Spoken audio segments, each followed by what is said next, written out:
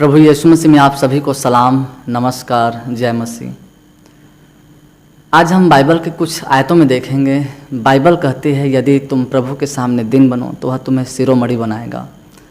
कितनी अद्भुत बात है जब हम महान परमेश्वर के सामने, जिसने पूरी सृष्टि को बनाया, जिसने पूरी कायनात को बनाया, आकाश को बनाया, पृथ्वी को बनाया, चंद्रमा को बनाया, तारों को बनाया, सूर्य को बनाया, उसने आपको बनाया, हमें बनाया।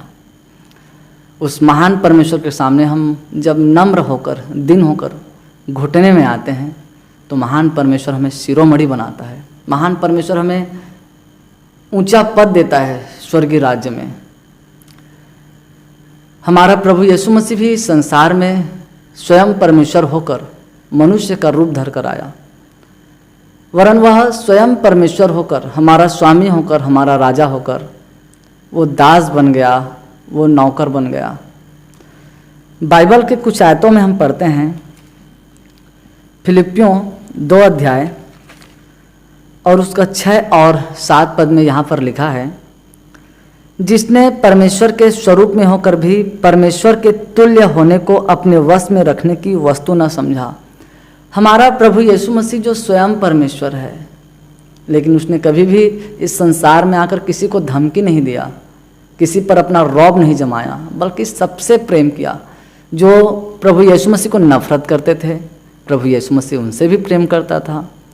तो ये कितनी अद्भुत बात है। जो स्वयं इस संसार का स्वामी है, संसार का जो मालिक है, जिसने तमाम लोगों को बनाया, जिसने पूरी कायनात को बनाया, जिसके द्वारा पूरा सृष्टि बनाया गया है, वो प्रभु यीशु मसीह नम्र और दीन होकर हमारे बीच में रहा। ऐसी नम्रता, दीनता और किसी मनुष्य में नहीं पाई जाती। जो स्वयं परमेश्वर होकर कभी भी उसने घमंड नहीं किया। आगे हम पढ़ते हैं, वरन अपने आप को ऐसा शून्य कर दिया और दास का स्वरूप धारण किया और मनुष्य की समानता में हो गया। प्रभु यीशु मसीह ने अपने आप को एकदम जीरो बना लिया, एकदम शून्य बना लिया और दास का स्वरूप धारण किया। प्रभु यीशु मसीह जो हमारा स्वामी है, हमारा मालिक है, जिसके आज्ञा से सूर्य प्रकाश देता है, जिसके आज्ञा से चंद्रमा रोशनी देता है, आकाश के तारे टिमटिमाते हैं, पृथ्वी चारों तरफ चक्कर लगा रही है, वो महान प्रभु यीशु मसीह दास बन गया, मनुष्य बन गया, हमारे बीच में आ गया। ठीक आज उसी तरह प्रभु यीशु मसीह की तरह हम भी बने। हम जब चर्च के अंदर रहते हैं तो बड़े ही रो रो कर प्रार्थना करते हैं, घुटने में आकर प्रार्थना करते हैं, चर्च के अंदर अच्छे से बातचीत करते हैं, प्रेम से बातचीत करते हैं। क्या जब हम चर्च के बाहर में जाते हैं तो वही स्वभाव हम बाहर में रखते हैं लोगों के सामने? जब हम संसार के बीच में जाते हैं, यदि हम सिर्फ चर्च के अंदर में हैं और चर्च के अंदर हम नम्र दिन बने हैं, परंतु चर्च के बाहर हम लड़ाई झगड़ा कर रहे हैं, चर्च के बाहर हम गालियां दे रहे हैं, तो फिर हम परमेश्वर को कैसे प्राप्त करेंगे? फिर हम प्रभु यीशु मसीह को कैसे प्राप्त करेंगे?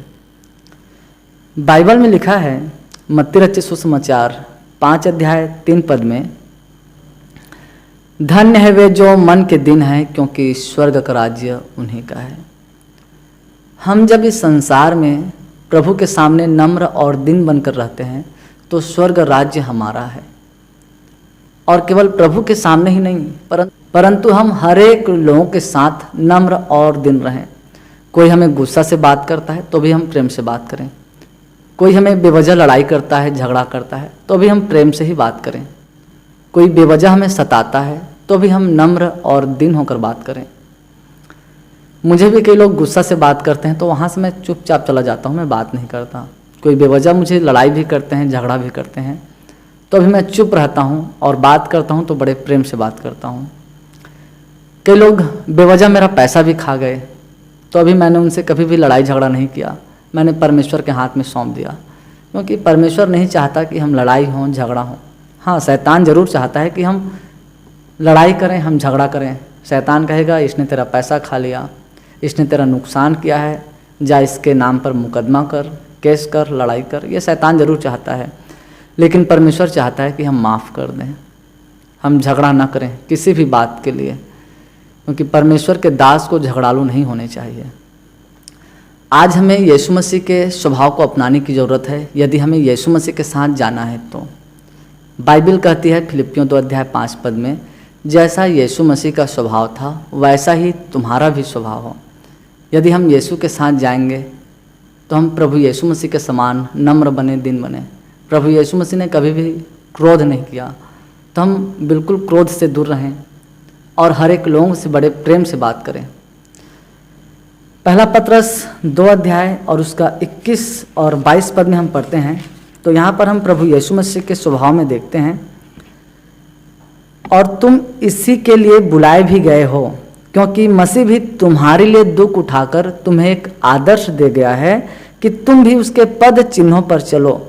प्रभु यीशु मसीह चाहता है कि हम उसके पद चिन्हों पर चलें, उसके स्वभाव में चलें, उसके कार्यशैली में चलें। न तो उसने पाप किया, न उसके मुंह से छल की कोई बात निकली। हमारे प्रभु यीशु मसीह ने कोई पाप नहीं किया और उसने कभी किसी के प्रति छल नहीं किया, और न ही प्रभु यीशु मसीह के मुंह से कभी किसी के प्रति छल की बात निकली। तो हम तो गुनहगार थे, तो प्रभु यीशु मसीह ने हमें चुना और हमें धर्मी ठहराया। तो हम जब प्रभु यीशु मसीह के द्वारा धर्मी ठहराए गए हैं तो हम भी प्रभु यीशु मसीह के स्वभाव को अपना लें। हम भी अपने हृदय में किसी के प्रति छल मत रखें, किसी के प्रति कपट मत रखें। हमारे मुंह से कभी भी छल की बात किसी के प्रति ना निकले, क्योंकि हमारा इस दुनिया में कोई दुश्मन नहीं है। हमारा जो दुश्मन है वो दुष्ट की आत्मिक सेनाओं से है जो आकाश में है। इस संसार में जितने भी मनुष्य हैं सबको परमेश्वर ने बनाया है, हमारी दुश्मनी उनसे नहीं है। अब ये बात अलग है कि कोई हमें दुश्मन समझते हैं या फिर कोई हमें दुश्मन बनाना चाहते हैं, तो इसका मतलब है वो सच्चाई को नहीं जानते, वो परमेश्वर के प्रेम को नहीं जानते। परंतु हम तो जानते हैं परमेश्वर के प्रेम को, हम तो जानते हैं परमेश्वर के सच्चाई को, इसलिए हम अपने जीवन को प्रेम में ढाल लें, परमेश्वर में ढाल लें। बाइबल कहती है कि बुराई से ना हारो परंतु भलाई से बुराई को जीत लो। आगे हम 23 पद में पढ़ते हैं, वह गाली सुनकर किसी को भी गाली नहीं देता था और दुख उठाकर किसी को भी धमकी नहीं देता था। प्रभु यीशु मसीह को कई लोग गालियां भी देते थे, लेकिन प्रभु यीशु मसीह ने कभी किसी को गाली नहीं दिया। प्रभु यीशु मसीह को कितने लोगों ने दुख दिया, लेकिन प्रभु यीशु मसीह ने कभी किसी को धमकी नहीं दिया। प्रभु यीशु मसीह ने यह नहीं कहा कि मैं तो स्वयं परमेश्वर हूँ, मैं तुम सबको नाश कर दूंगा। ऐसा प्रभु यीशु मसीह ने कभी नहीं कहा, परंतु वो चुपचाप रहा, नम्र रहा, दिन रहा हर एक लोगों के सामने, पर अपने आप को सच्चे न्याय के हाथ में सौंपता था। जब प्रभु यीशु मसीह को लोग क्रूस पर चढ़ाने के लिए ले गए तो लोगों ने कितना मारा, कितना पीटा प्रभु यीशु मसीह को। 39 कोड़े प्रभु यीशु मसीह को मारे गए। प्रभु यीशु मसीह को कांटों का मुकुट पहनाया गया। प्रभु यीशु मसीह के गाल में थप्पड़ मार रहे थे, प्रभु यीशु मसीह के मुंह पर थूक रहे थे। प्रभु यीशु मसीह ने कभी भी विरोध नहीं किया, परंतु प्रभु यीशु मसीह ने क्रूस पर मरते वक्त परमेश्वर से ये जरूर प्रार्थना किया कि हे महान परमेश्वर, हे पिता, ये नहीं जानते ये क्या कर रहे हैं, इन्हें क्षमा कर, इन्हें माफ़ कर।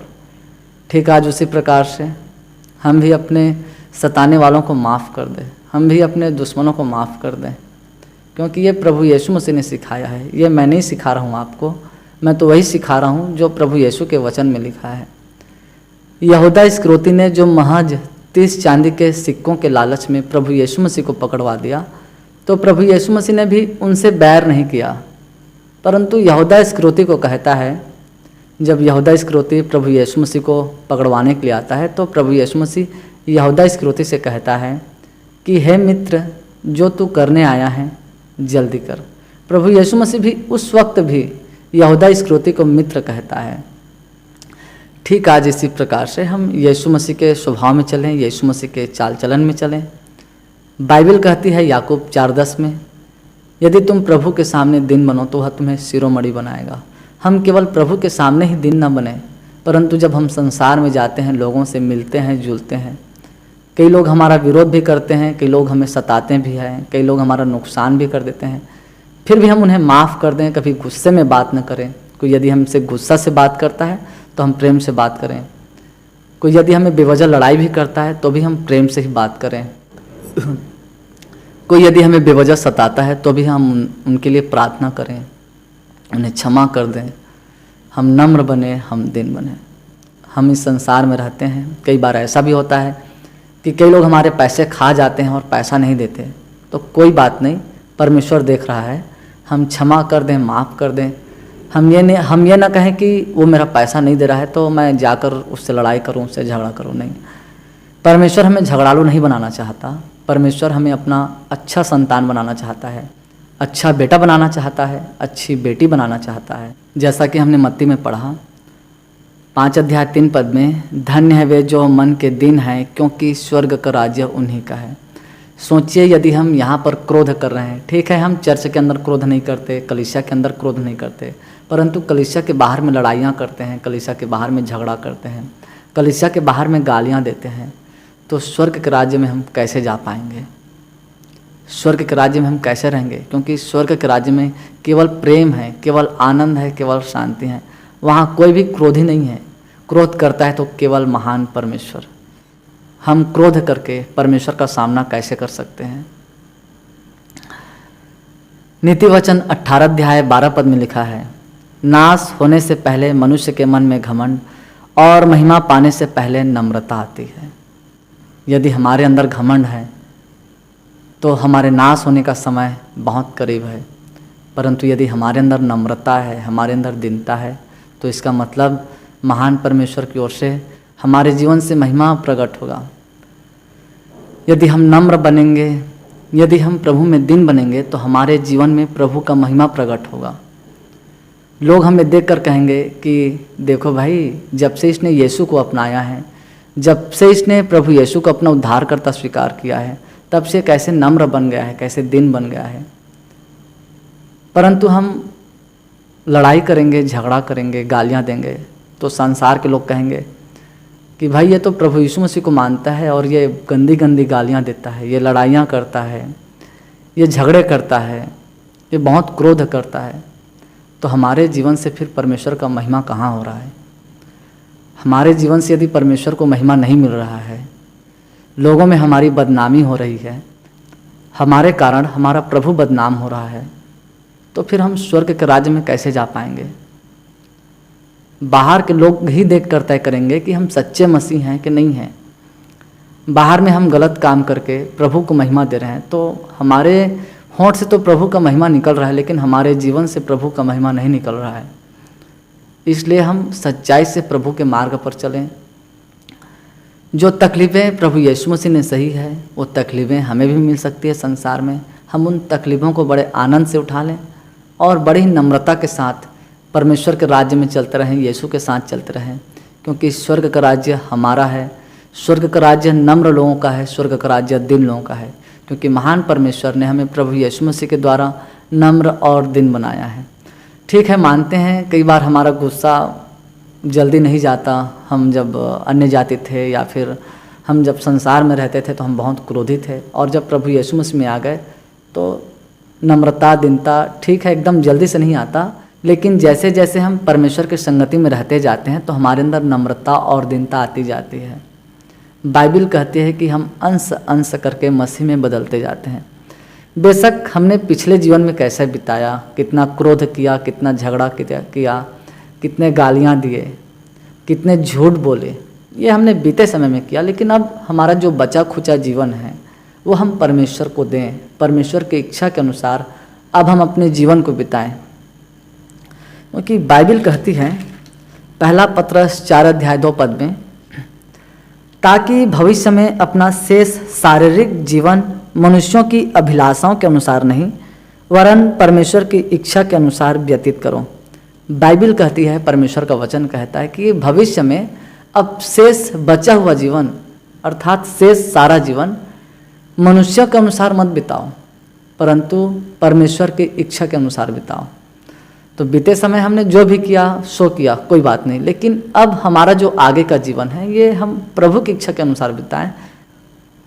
तो महान परमेश्वर इन वचनों के द्वारा आपको और आपके पूरे परिवार को प्रभु यीशु मसीह के नाम में आशीष प्रदान करें। आमीन।